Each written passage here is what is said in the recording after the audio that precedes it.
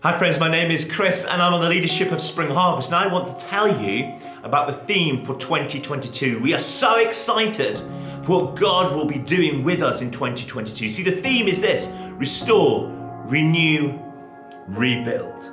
After the year that we have had, we want to correct our course, recast vision, and then we want to build back better, building on the foundation that is Jesus. I want to explore that final day with you of rebuild. See, rebuild is about not just what we put down, the bricks and mortar.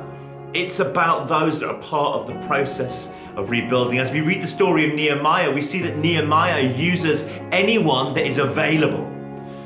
See, it's not about capabilities, it's not about finances, it's not about intelligence, it's about availability.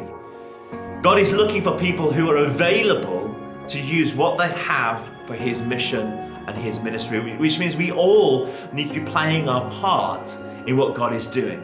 Are you and are we available for what God is up to in the world? And that was the challenge for Nehemiah. Who was going to get their hands dirty as they rebuilt these city walls? Are you going to be available to God? And as a part of that day, we're going to be exploring, how do we build? What is it we are building? You see, Nehemiah, he was building from blueprints of an old city that had gone before.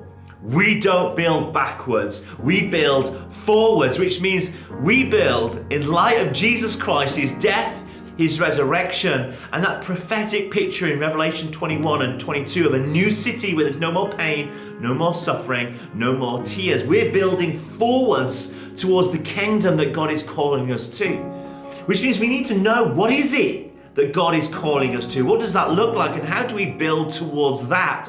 Not backwards, but forwards. You see, friends, what got us here will not get us there. Which means we don't build backwards, we build towards Jesus and what Jesus is doing in light of His death and His resurrection.